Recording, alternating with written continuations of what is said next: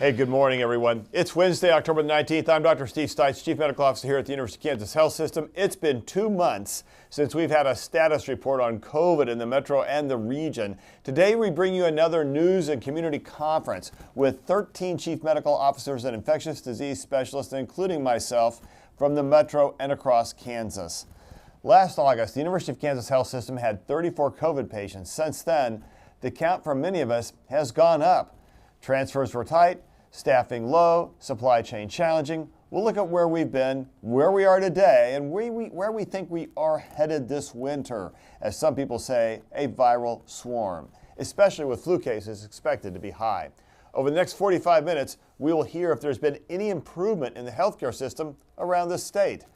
For a long time, it's been under great stress from the sustained period of high transmission and workforce depletion. After we hear from our physicians, we'll open up this report or this session to reporters and to questions from the community. Members of the community should put their questions into the chat feeds in Facebook, YouTube, Twitter, or email us at the Medical News Network at kmc.edu. Jessica Lovell will monitor those feeds for questions. Let's begin. All right, here's where we are this morning in the Kansas City region, according to data from the Mid-America Regional Council, also known as MARC. These are numbers from the last 2 months since we had our last Chief Medical Officer report. The daily average for new cases, 143. The average daily new hospitalizations, 62. The average daily new deaths is at 1. Now here's a look at the national picture in this current heat map from the New York Times. You know, this map is just a lot paler than it was before. Remember, even a few weeks ago, we saw some really darker dots kind of in the mid-Atlantic, northeast seaboard, and also somewhat out in the west. But really, the map's just gotten quieter right now, which we like a lot. And yet, there's still a lot of stress in the healthcare system. Let's talk about why. Let's go to bring in Dr. Richard Watson, the co-founder of Motion. We've had Dr. Watson on the program before. Dr. Motion, thank you for coming back. Your company helped create Mission Control. It's the app that the Kansas Department of Health and Environment uses to connect rural hospitals and trying to transfer patients. It allows us to monitor how long and for what reasons people are not getting transferred back to the out of a rural hospital into a hospital with a higher level of care, especially when they're sick and they need that help.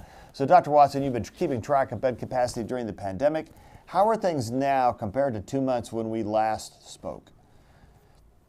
Well, thanks again for having me on this morning. It's really a little depressing to think that we are where we were 2 months ago. Without a doubt, the dynamics that are in play now are going to be with us for a while. And even as we see COVID on a downward trend, we realize that we essentially burnt the house down through the last 2 years of pandemic, and we went through workforce. We went through a lot of processes, we went through dollars, and now we're trying to figure out how we build it back and what that time frame looks like. So if we can go to the graph, I'll show you where we've been a little bit and where we're headed. So this is tracking a year long. It's a graph that's familiar if you've been on these calls before. The big peak in the middle is obviously that curve that took us through 2021. To the left of the curve is a capacity we had prior to that. And you can see it's relatively good. Low means good here. On the right side of that curve, we never dropped down to baseline coming off of that peak. In fact, if you look at numbers and times and everything about moving patients in the state, we see that we're at a level that we haven't seen for this long a period of time ever. And the story here is that there's a significant number of EMS workers on the sideline. We're probably down 15 to 20% in the nursing workforce. We're seeing pretty much standard rates of disease in many areas, but we're seeing protracted waiting times because of these issues related to not only nursing workforce, but EMS resource. And we're finding that certain segments of the healthcare are really backed up, mental health, behavioral health being some of the worst, but also then even some of the time critical diagnosis, depending on time of day and day of week and how stressed the system is. Local EMS that becomes one in, one out, and is unable to move people between facilities and has to stay in the county They don't allow the system to work like it needs to work when we need to move patients in the state. Well, that is a scary thought because we're just headed into the winter where traditionally things are more logjam. Predictions about a tough year for influenza. We saw that in the southern hemisphere this year, and now kind of already trending up in influenza in multiple states in the United States. But also this prediction about different variants of COVID perhaps being more resistant to therapy. That concerns me, and low staffing levels. I'm worried. How about you? Well, I mean, I think shame on us if we don't do everything we can to be prepared right now for what potentially could be. We have to be able to put stopgaps in place to mitigate to the best of our ability. Rural hospitals need to be looking at how we can keep more low acuity patients. We need to focus on how we move patients back down the chain once they're at the higher level of care. Can we repatriate people back to their home base more quickly? And let's open up as many of these resources as we can. We can't make new nurses overnight. We can't find new EMS workers overnight, but we've got to be more creative with our resources. I think that's right, and you're darn right about we were trying to find more workers. I think you'll probably hear that from all of our CMOs today, that we're all struggling to get more folks in, and it's also a challenge when you think about it in an ECMS standpoint. Or an EMS standpoint. Here's a question for you. Do you see a higher mortality rate in emergency rooms right now in patients who are waiting to be transferred than you did before? You know, right now, when we measure the capacity index on a 1 to 3 scale, 3 meaning absolutely no capacity, 1 meaning normal capacity, we know that as we crest that 2.5 number, that it begins to change the waiting times very significantly. It's a logarithmic curve. And as we get close to 2.7, that's the area where the system starts to fall apart. Right now, mortality rates are at a normal level. But again, we're precariously close to that 2.5 level. And we know once we get to the 2.7, 2.8, that we begin to see things that indicate the system wants to collapse. And I think that's the part where we need to make sure, okay, our mitigation's in place to be able to look at how we would solve for those issues when they come. Wow. So, Dr. Watson, are you tracking the flu in the region? And if so, how are we doing? You know, we do from a periphery, and we have conversations around the nation with different health systems and different state governments, and we hear where people are at this time, and very similar across the U.S. About where the flu story is right now, that the number of cases looks to be higher than it has been before, that immunity levels are lower than they have before. The question is, you know, what will be the real story and how will COVID into that mix change the actual dynamics of what we would normally think of as a flu season? Yeah, I think that's right. With a very low uptake of booster shots across the country, I think we may be more vulnerable than we know, both to influenza and COVID this winter, which could, you know, you're not trying to be an alarmist, but it is concerning, especially when you look at that baseline for rural hospitals and the inability to transfer and not having enough EMS workers. And if they get sick during a pandemic, or if we have a worsening of COVID and influenza, then wow, then we are going to be strapped, and that's a concern.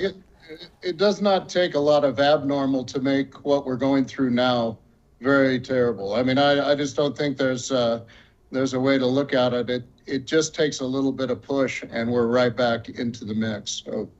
Yeah, geez. Okay, well, thank you very much for joining us. Hang on there. I'm going to turn now to our CMOs and kind of go through our inpatient numbers across the region. And I'm going to start with Dr. Lisa Hayes, who's the CMO for Advent Shawnee Mission. Morning, Dr. Stites. Hey, good morning, Lisa. How are you? I'm fabulous. So I'm happy to report that we currently only have 5 active inpatient COVIDs at Shawnee Mission and 0 at South Overland Park Hospital. We have none in the intensive care unit and none on a ventilator, which is excellent, and currently have 5 employees out with COVID, all of those being clinical. You know, our main issue continues to be staffing, trying to make sure that we can take patients that are being admitted from the ED up to the floors, and making sure that we have safe staffing ratios, for all of our patients on the inpatient floors as we're trying to pull those patients up from the ED. Our main focus here has been on vaccinating our employees. We have our flu vaccine clinics going on currently, and also concurrently the new bivalent COVID vaccine as well. Thank you, Lisa. I love those zeros in the ICU and the zeros on ventilators. That is great. We've seen a few folks hit that. Dr. Heather Harris joins us from Hayes Med. Heather, how are things out west? Good morning. Yeah, we continue to have 1 to 2 inpatients of COVID daily. No ICU, no ventilators as well. So we're pleased to have that.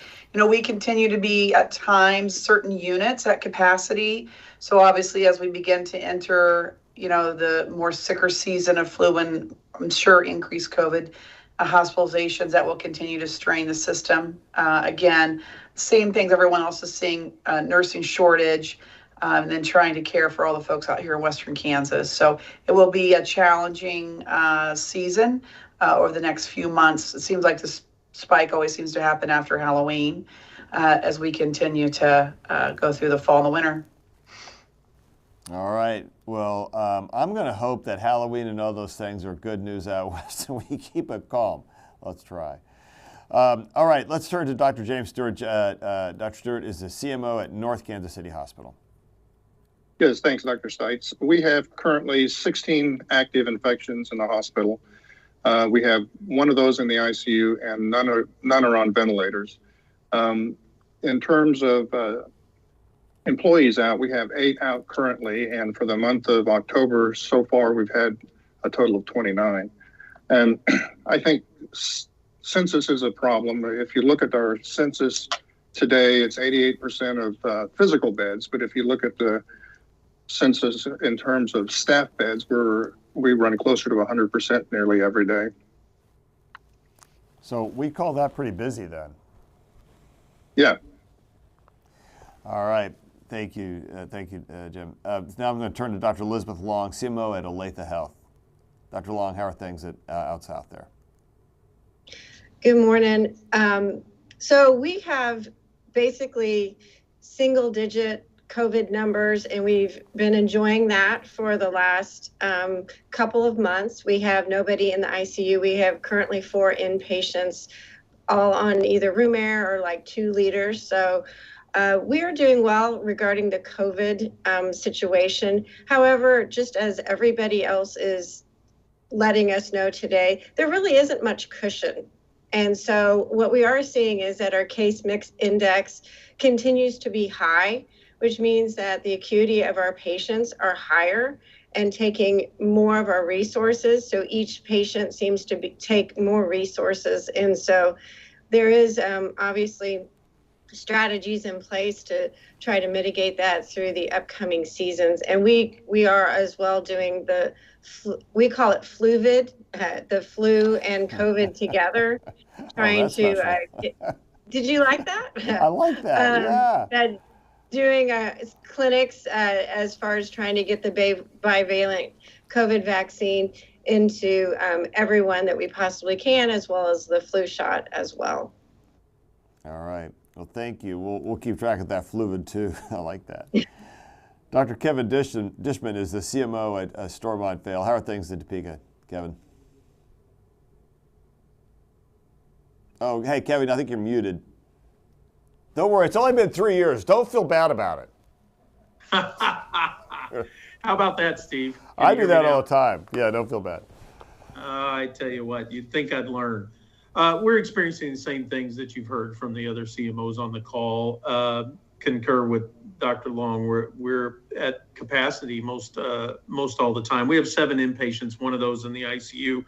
You know, our big concern is certainly winter is coming, and we're starting to see most of our hospitalized COVID-19 patients are the immune evading Omicron spinoffs, and emphasizing the importance of getting the new bivalent vaccine.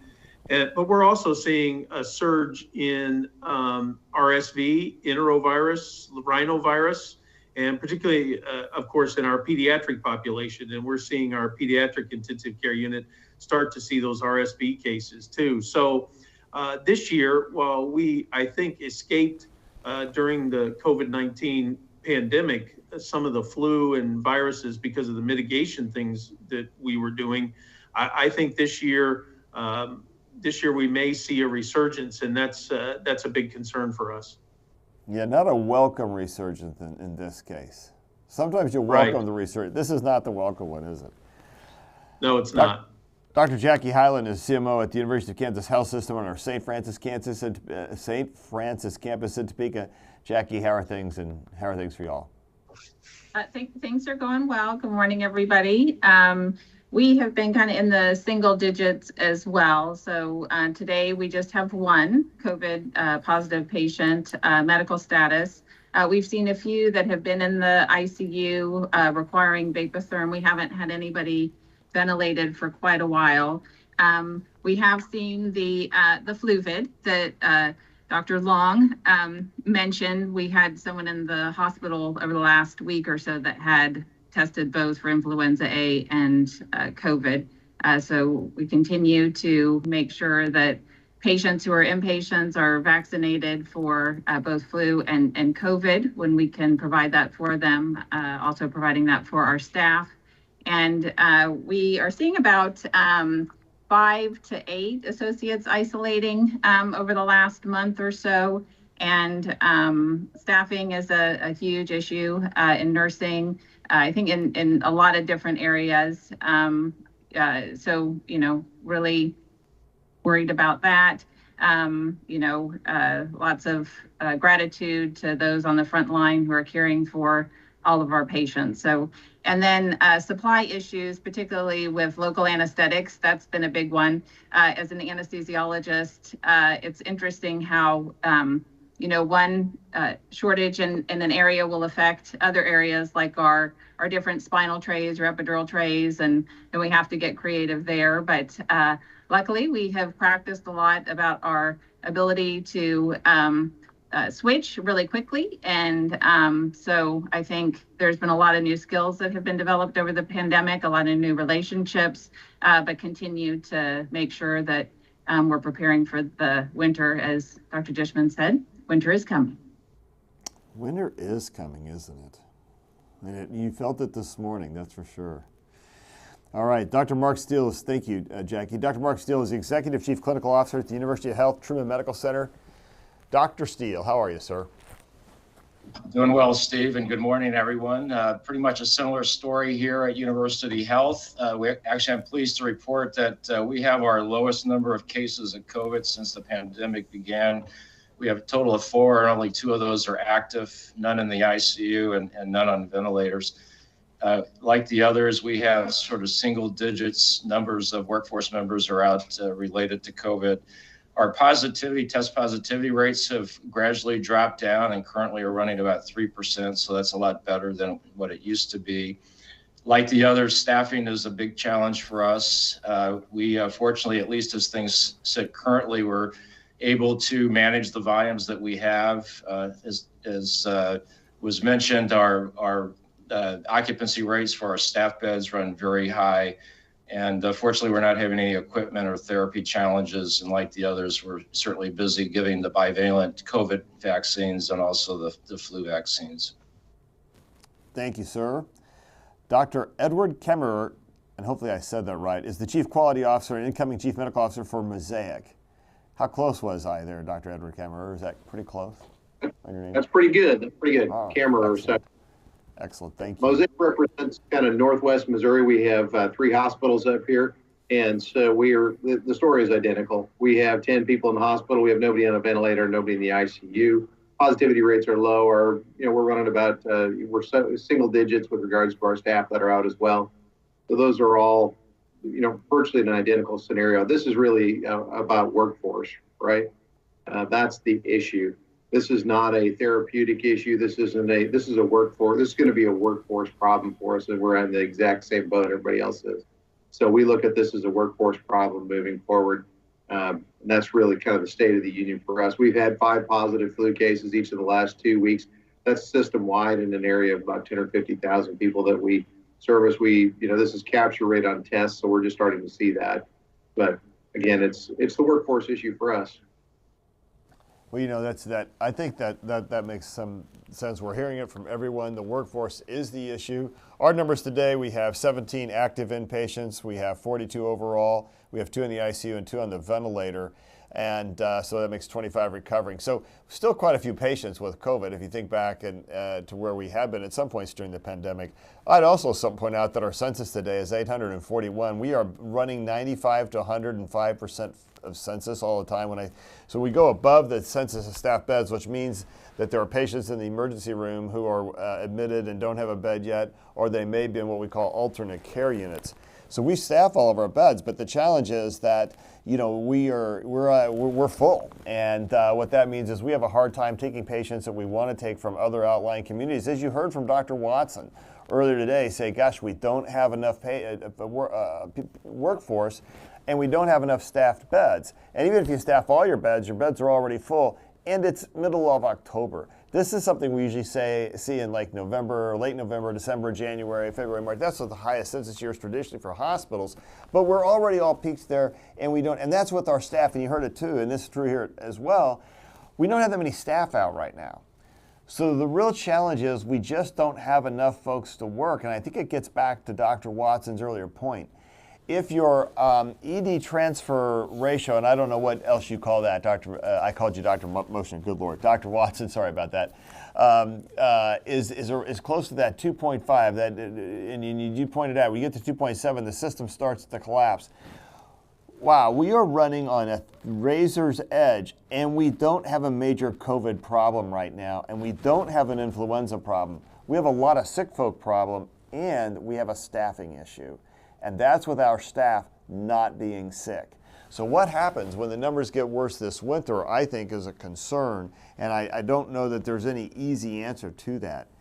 Let's also talk for just a moment about a new topic that's coming out, and there's an article that was in the Washington Post yesterday. It's still posted there if those are interested in reading it, looking at it because there is a concern about the types of and the numbers of COVID variants that are out there.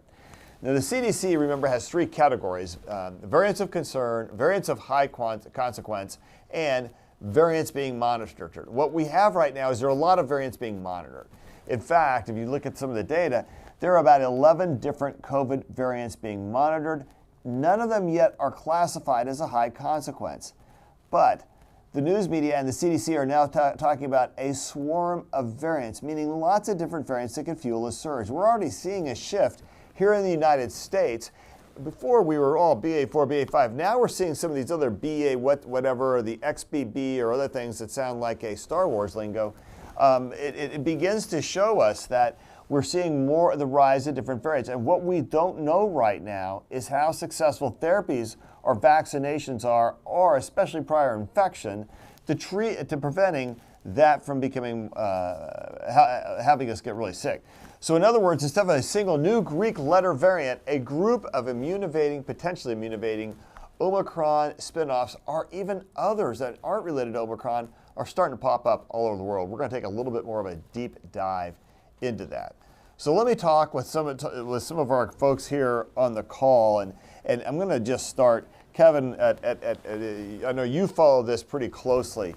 What are your thoughts about this potential swarm? What does it mean? Are you concerned? I think certainly it's a cause for concern. I think our recommendations are going to be what they were throughout the pandemic. I think we have to take precautions when we are sick. We have to make sure that we're isolating at those times, doing the basic things that we've always done, hand washing and ensuring that we're doing everything we can to prevent transmission first and foremost. You're right, Steve. The great unknown is how effective we're going to be as we see this swarm of variants, and how we're going to address that from a vaccine standpoint. And the fluvid's going to be extremely important. But I think we have to remember the back to basics approach and ensuring that we do everything we can to keep ourselves and others around us from transmission. Yeah, I think that's right. And Dr. Hayes, or Simo at Advent, as I look at this number and I think about how tight beds are, Are you guys talking about that internally and how to think about, gosh, how are we going to respond to this if things get worse again?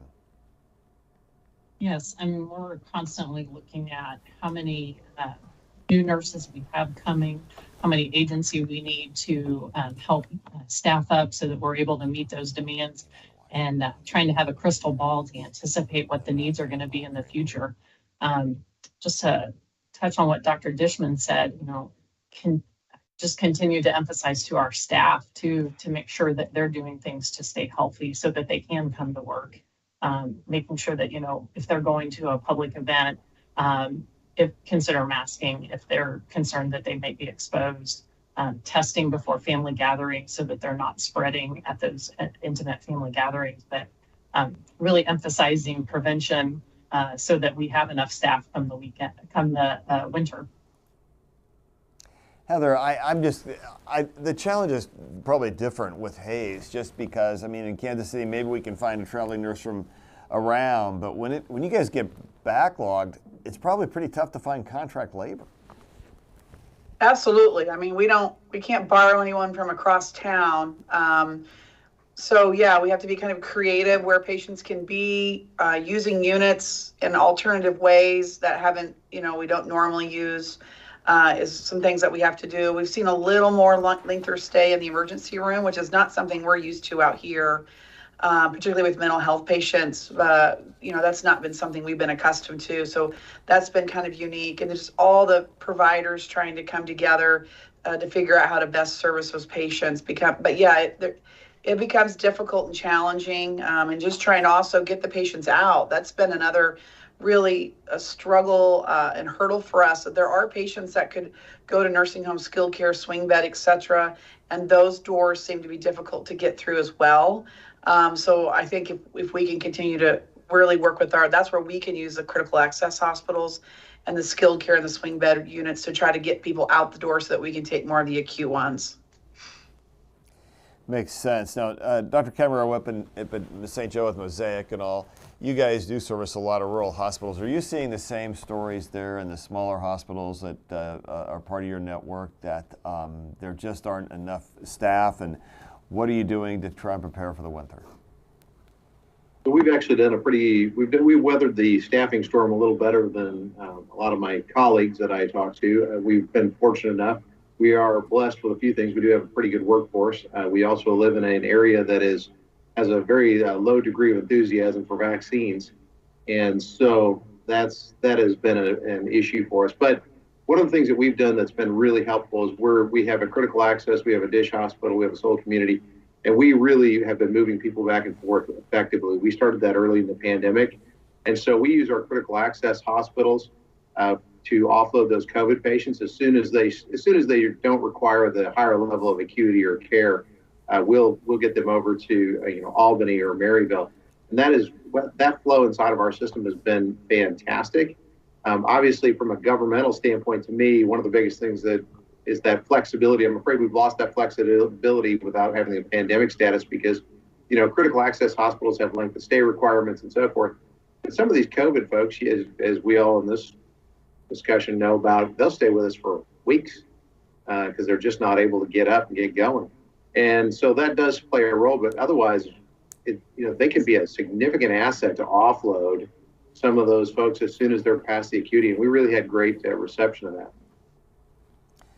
So Dr. Long, as you think about Olathe Health and what's going on in the southern part of the city, tell us what you're most concerned about the challenges for the coming winter.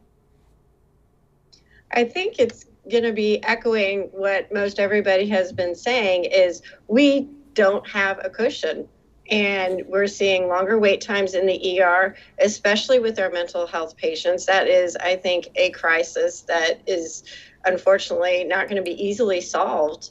And it is that it comes as a crisis when it is your family member and they need a time-sensitive treatment, and they're not getting the quality of care based on these limitations that could be provided for them.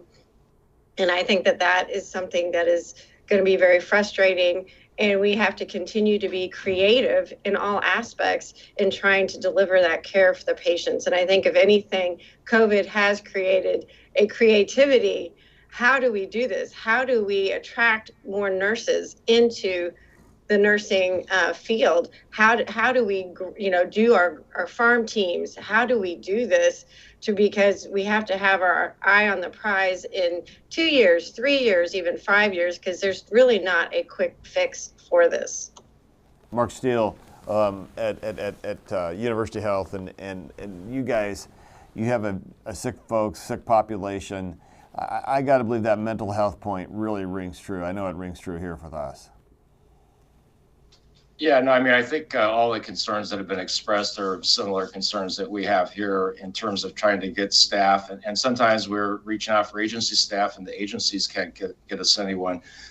We run a number of inpatient behavioral health beds, and staffing also is a problem there. So sometimes we can't even open every single behavioral health bed because of our staffing challenges. Have the same issues for long stay patients and trying to get them into long-term care, and there's nowhere for them to go.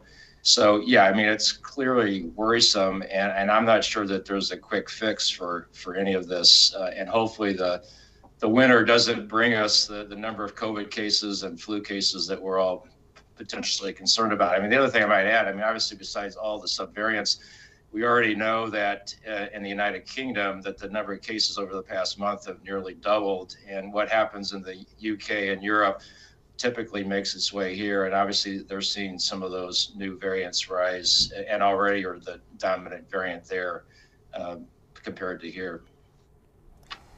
Yeah, so Dr. Stewart, as you look at the Northland for this year, you guys still obviously have quite a few you had 16 patients today, and what would happen if you had 60 or 70 patients again? I mean, at one point you guys got up to 100 COVID patients like last winter.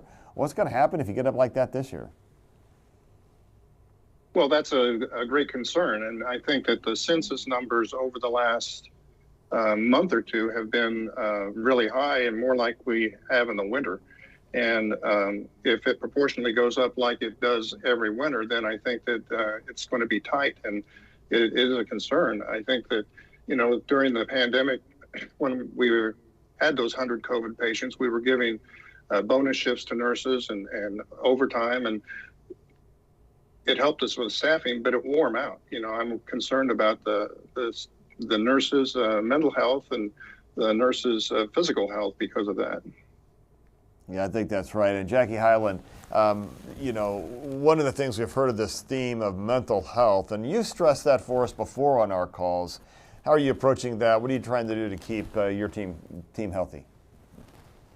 A variety of different things. There's a lot of, connection from the senior team, a lot of rounding, making sure that questions are answered by the staff, letting them know how, when they're feeling really busy and strapped, that we have, our plan for bringing in agency to support them. Lots of, bringing in pizza and Chipotle and different things. And, you don't want to bring in too much junk food, but, so you have to balance the treats with making sure that even though we're paying them extra for additional shifts and bringing in people to support them, they really need to make sure that they're taking care of themselves and taking care of their family and doing what they need to do. So a lot of open doors from the directors, managers, senior team, making sure the frontline staff is supported. I think that's right. But I do have one thing I want to point out. When we're trying to lose weight, we call it junk food. When we're trying to relieve stress, we call it comfort food because we want to feel better about it. But really, it's the same food, right? It's still, so let's just call it comfort food so we can feel better about it. Hawkeye, this viral swarm thing and COVID swarm, and you and I have been talking about it a little bit. I'm a little nervous about what could come down this winter. Where are you? I'm certainly, again, I think we talked about it a little bit. Everything that's old is new again. We've seen these variants come up. We've heard about evading immunity. Really, we have to focus on what is that immunity. That immunity tends to be the antibodies, and we know that our antibodies are so specific. They're so fine-tuned to every little pathogen that we see, every little insult to our body that we see, even on a daily basis. So it's not unheard of, and it's not surprising that any new variant with any type of change or mutation in that spike is going to evade those antibodies. I think what's more important is that throughout the pandemic, what we have seen is that those spike proteins continue to have 80+% conserved areas that our T cells react to. So I think that's important. So I think I'm not as concerned, but I'm also worried about the other parts of the genome, the other parts that allow that virus to evade our immunity or not be tampered down by our immunity so much. And we need to get into doing that science and asking those questions. We are doing it, but it does come slow. We know that you have to work on those viruses with those BSL-3 labs, very high quality labs. So the research does take time, but I'm not as worried because also what we have seen is even the original vaccines continue to have very good protection against the variants that we have seen. So hopefully we will get some of those answers, and I think it then becomes incumbent and imperative upon every individual to make sure that they are as immune or protected as possible, and that is by being up to date with those vaccines. All right. Jess, let's see what questions we may have from reporters or from the community. Dr. Stites, good morning. Okay, so I do have a question from Rita. Rita says that there's some kind of upper respiratory virus that's been going around at schools. One class was reporting like 8 to 10 kids possibly having this. She was wondering, could this be one of the new variants that's going around? Okay, Hawkeye, I got to tell you, I've not heard about that new variant or about that story. We are seeing some influenza. We're still seeing a whole bunch of rhinovirus. Yep. We're seeing a lot of the enterovirus. We've talked about that.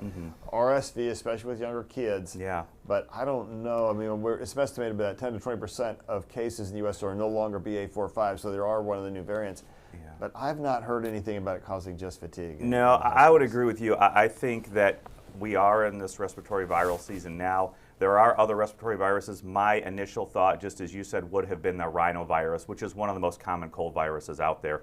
A little bit more hardy. We know that there were huge spikes of rhinovirus even during that first wave of the pandemic when everybody was wearing masks. So I suspect it's another common respiratory virus.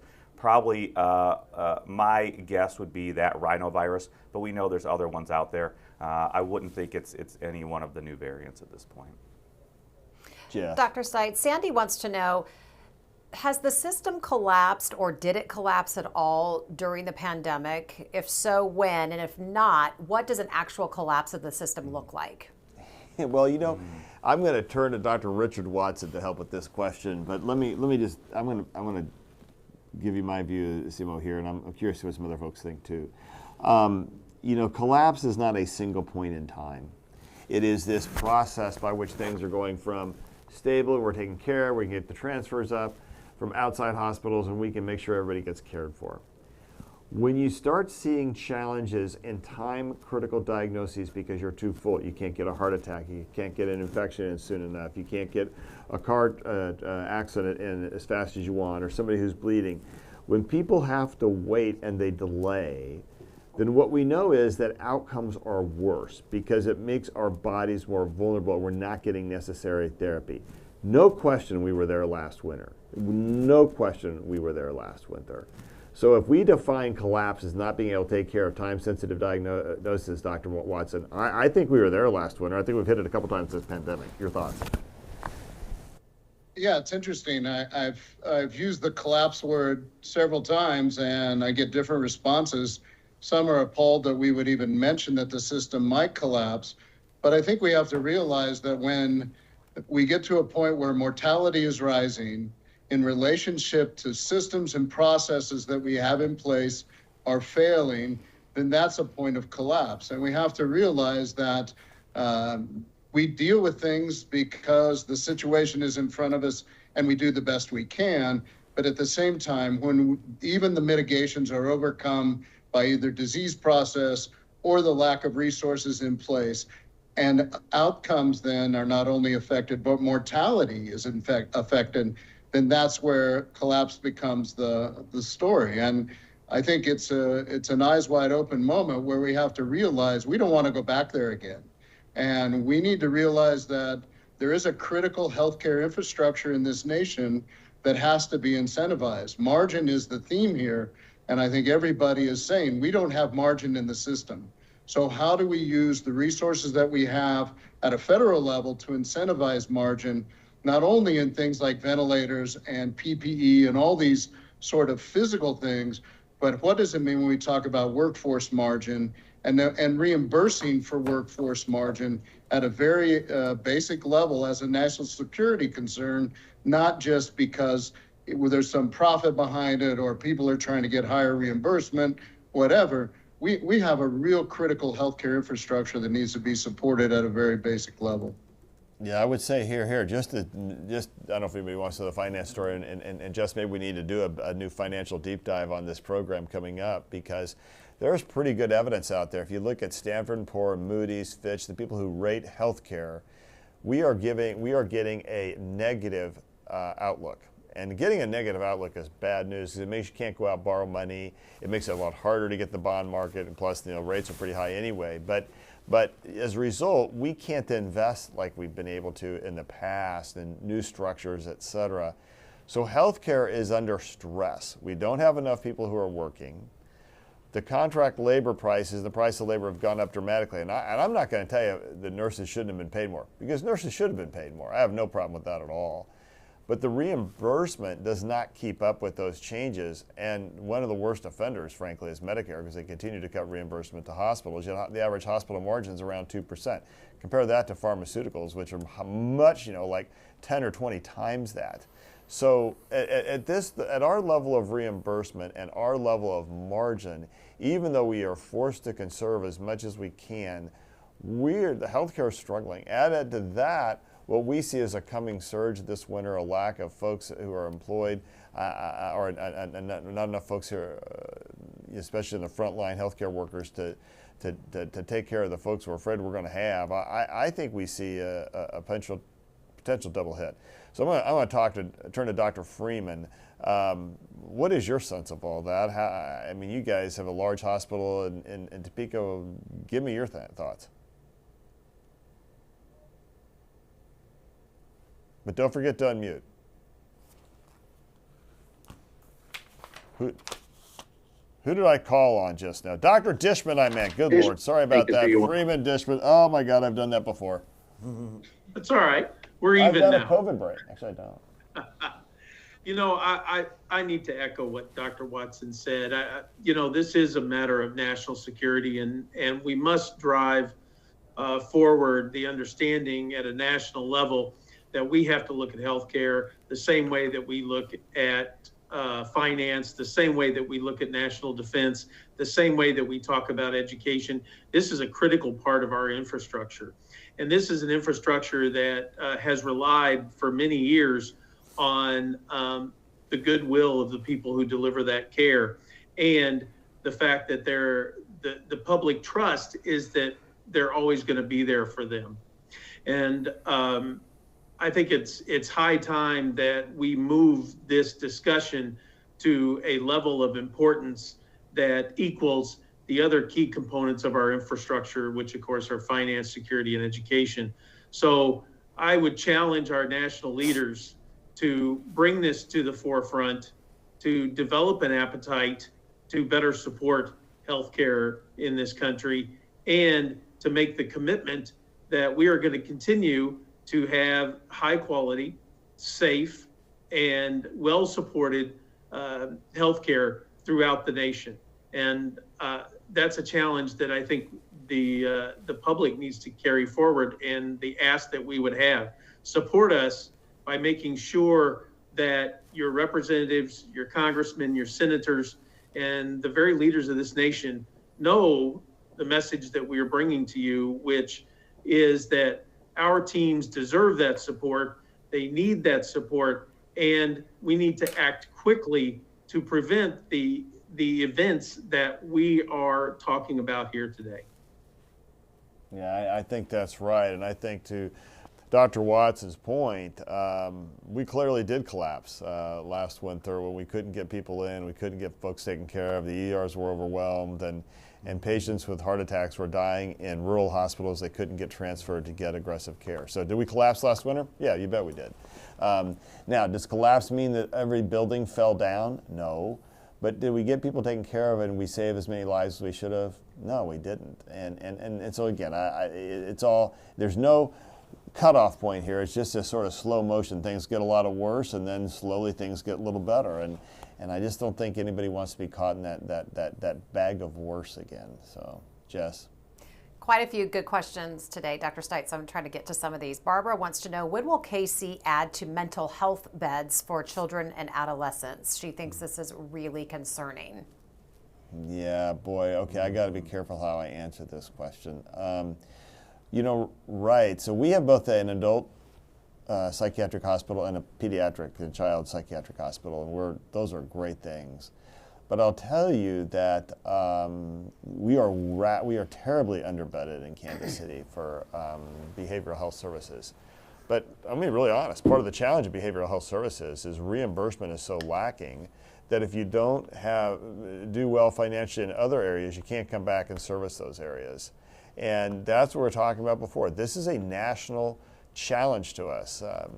So let me turn to Lisa. Dr. Hayes at Advent, you guys have a large adult psychiatric commitment as well. And I mean, it's tough to get more behavioral health when you lose so much money at it. Exactly. And that's a big part of our gridlock in our ED is patients that are involuntary admissions waiting to be transferred to a state hospital or another hospital that can properly care for those patients. We desperately need more involuntary beds in our state to properly care for those patients. You know, it is amazing to me the number of mental health patients we're seeing come to our hospital on a daily basis. And it's not acute psychosis, it's things like alcohol withdrawal. You know, we all are aware that alcohol use increased during the pandemic, and now we're seeing the backside of that effect. And all of those individuals need cared for. It's definitely creating a burden on our health system for sure. Yeah, at least I think that's exactly right. And I think this behavioral health question is really hard. And so Dr. Steele, University Health also has a big commitment to mental health services. I know we get overwhelmed by that. I'm betting you feel the same way. Yeah, no, absolutely. As I mentioned earlier, we have a big commitment to behavioral health, but still part of the challenge, and we're actually talking with the state about potentially adding new beds. That's obviously a long process and doesn't happen overnight. But in the same vein, we're also worried, and when we talk to our psychiatrists, where are the staff going to come from? So the staffing issue, even if we build more beds, are we going to be able to staff those beds? And so that continues to be a challenge. I do want to mention, I mean, in terms of the economics, I think people are aware that last year that over half the hospitals in the U.S. lost money. And I don't see these expenses going down anytime soon. I mean, the amount we're paying for agency right now for us is about tenfold increase from pre-COVID, and the revenues are not increasing. So something's going to have to give with that. And also, obviously, to build out more behavioral health beds and to be able to staff those, we're going to need more support to do that. Yeah, I think this is one of the greatest challenges of our time, is how we're going to handle behavioral health services with a very strained and stressed healthcare infrastructure, and it's hard. It's really hard. Jess. Dr. Stites, I've got two more questions for you in the panel, and then I'm going to hold our COVID questions for Dr. Hawkinson tomorrow. So this is a question from Anne. Is there a larger role that family members could play in the care of inpatients to help stretch the nursing care? That's a great question. So I'll let the panel tackle this with me, but I think my first answer is it's hard to say that on a consistent basis because A, not everybody has family members, B, not every family member feels comfortable, and C, there's a lot of inconsistency in it. And healthcare is the best delivery of healthcare is built on consistent services and systems so you eliminate errors and you make sure care gets delivered in a timely and safe fashion. And when you go to a family member and expect them to be part of that, it just creates a potential for error because you just don't know their level of expertise and level of commitment. Let me see if others share in that opinion. I don't know, Dr. Stewart, what do you think? Yeah, I agree with that. Trying to place the inconsistency of the care is the biggest concern, I think. You know, we don't know what these family members are capable of doing. We don't know what their training is. And even though they love their family members as in the hospital, it's not something you can just step in and do at the drop of a hat. Yeah, I think that's right. And Dr. Long, I know you're a surgeon, and that would be especially difficult in a surgical ward, I think. We have wounds and post-op care, et cetera. Well, it's always wonderful if you have that highly engaged family member that is an asset to the patient's care. We can't always rely upon that. And certainly, from a liability standpoint, I think that would be a very difficult, slippery slope as far as documentation of the care that's given to the patient. Certainly, I appreciate it when the families are engaged and can be educated, especially for the care following dismissal from the hospital. But I don't think that I foresee that being a strategy that we would utilize in our hospital. And Dr. Harris, I'm guessing the same thing at HaysMed? I mean, correct. I think from the day-to-day cares in the hospital, I think I'm not sure how helpful the families may be. I think the family's role, certainly in the elderly and the folks that are, have more trouble being relaxed in the hospital, I think being around them and make sure to help improve their safety in the room so that they stay, in bed or safely in their chair. I think there's some advocacy for that. I think if, families, I think really the prevention is where they can help the most, and being vaccinated. And if you have elderly grandparents or immunocompromised family, is being very careful around them during the next several months to try to get, to avoid being sick. I think that's where the family can be the most supportive. Yeah, good point. Jess, anything else, or we're going to wrap up? Yes, last question from Lesco.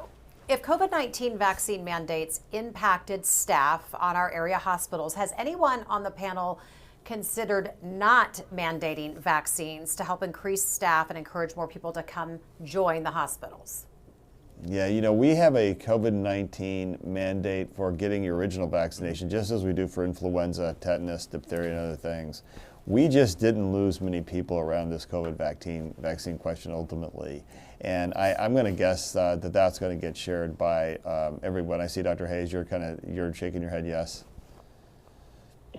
Yes, exactly. And we know the evidence supports the benefits of vaccination, whether it's against measles, mumps, rubella, influenza, COVID.